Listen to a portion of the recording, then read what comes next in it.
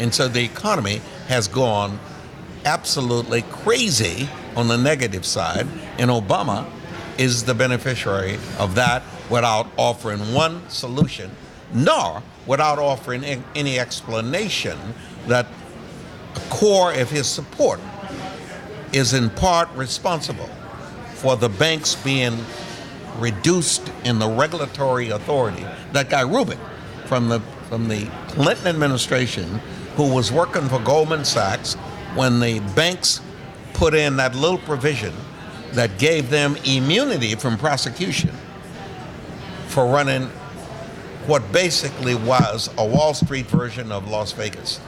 And yes, that's what gaming created the this system problem. is the way that a Absolutely. friend of mine who's a Wall Street really smart operator, but he doesn't like the socialism bailout of Wall Street nonetheless. But gaming the system is some of the things that some very smart people around Wall Street call it. And obviously it was a deregulation with a regulation that also required them to write loans for people to get them into houses, because that was a big part of the push with the Bush administration and Phil Gramm. Well, that was a Bonnie Frank advocacy, and it was a poor people's advocacy. Let us have houses that we own, but let us only have to pay the rent.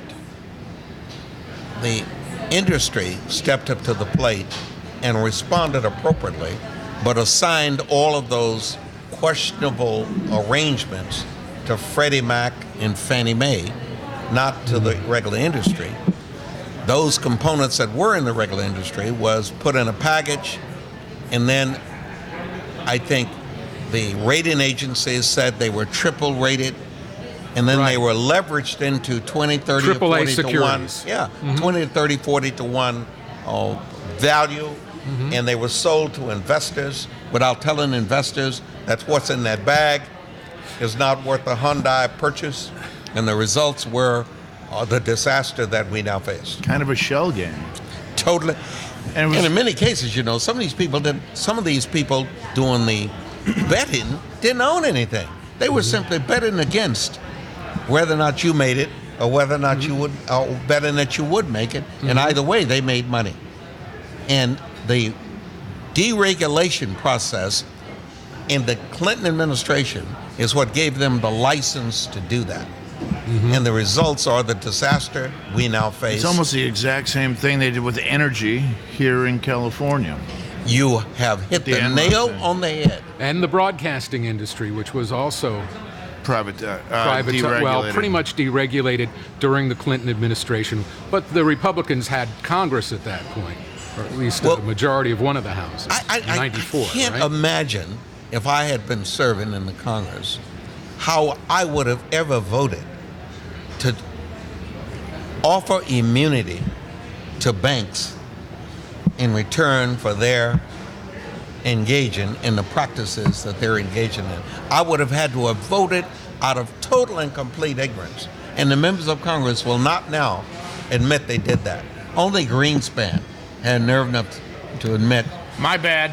that it was a Sorry bad about mistake. the economy. My fault. Free market has failed, and I don't know why. I can't explain it. And that I obviously misrepresented or misunderstood the potential for the free market. It is clear that it was like in the early 1900s when 1906, it right? was, when it was clear that the betting parlors in New York, which were based upon the stock market, you could go sit in a club and bet not on any stock. You didn't buy any stock. You just bet where the market would close. You'd bet the market would be up the day, you win money. If you bet the market would be down the day and it was down, you won money. And they had those betting parlors. And that was the nature of how people played the market. And it became so corrupt in that people start fixing the results of the bet that the U.S. government stepped in and outlawed those betting parlors. The government said at that time, you had to have an equitable interest in the stocks that you were betting would go up, or the stocks that you were betting that would go down. And so from about 1906 to 1907, that was the law until the Clinton administration. And the Clinton administration comes along and they changed the law. When Mr. Rubin, who was at that time Goldman Sachs related and what have you, they changed the law and they took off the cap that allowed all of us to participate in the process, because that's where the hedge funds come in. That's where exactly short selling comes in. All of that stuff was outlawed because of this Astor visited upon the stock market in the early 1900s. Buy a stock, float a rumor that the CEO has cancer, watch the stock go down, and then sell your stock. Didn't that just happen with Apple? Exactly. Apple dropped, what, about 9% in an hour? Day. Yeah. In an hour. Yeah. In an hour. When And they the said kid, that something and the wrong kid with they Steve caught Jobs. is like 17 years old, and they claim that he has no connection to anybody. But this is so enervating. The fact that you got today, the stock market went up 890 points. That's over 10%. I'll never forget when we first started our radio show. And We were on the waterfront. We were on the waterfront across the street at the Hotel Vitale, which is built on an old muni lot, which Mr. Mayor here made sure could happen. And we were riding back in the sales manager's SUV. And Mr. Brown just looks out the window and says, "I love this city." And I just sat there and I went, "That's why we're doing this radio show." I'll tell you why. That's why I called Will. I called, Don Solom, and we got together at the Hotel Vitale for breakfast, and the rest is, here we are. I would 3 tell you years guys, later. I really miss the show.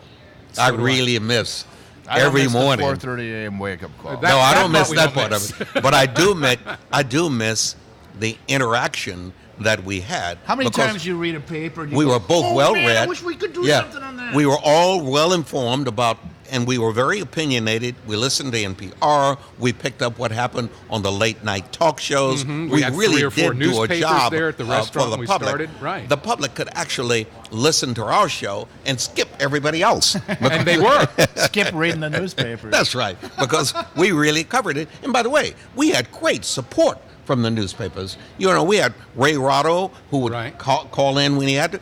Marinucci would be there. The guy from the Bay Guardian would come Bruce Bruckner. on our Hey, request. you better say nice things about him. I PJ. just had a drink with him the other. I did the California Newspapers Publishers. I told some jokes there. The association, man, and he remembers that first time that he came on the show because you and he did not get along for 30 years. So Minimum. Yes. Minimum. No, and I totally forgot about this. He was a bit, trepidatious coming on the show, and he thought you were too. And then the first caller, he reminded me of this, and I totally forgot. First caller came in and said, "Now, Mr. Brugman, what about Willie Brown doing all that stuff?" And he kind of assuaged the situation, and you relaxed, and you guys both got to be semi-good buddies out of it. I Absolutely. thought. You remember he Amazing. named our show as the Yes, show right. in his paper, and we went to that place We were over the there top radio on show. 6th We Street. got Yeah, the having award. a We were party. best, Yeah, best yeah. of the Bay in the Bay Guardian that year, and it was the Herb Cain. It was a special award, the Herb Cain right. on the Air Award. And we were kind of ahead of our times, frankly, because if you recall, the whole business now that is about to produce the #1 green automobile, we had a chance. Tesla. That's right. That's we had a correct. chance to ride in that automobile. like Somewhere the first- in my archive of photos, I have you getting in and out of that Tesla for That was the test first ride. week of the show. You remember that? It was very Absolutely. early It was a on. ride up and down this. It didn't have a Embarcadero. body yet. It wasn't a full car. It was just like a little. It was a skeleton. like a Grand Prix racer. Scared me poopless. Honestly, God. Because no, he was doing 75, maybe 80, coming down the Embarcadero to prove what kind. In one block. And there's no noise. And there's a stop sign coming up. And I just didn't think he would be able to brake in time, and he did. Boom. And without causing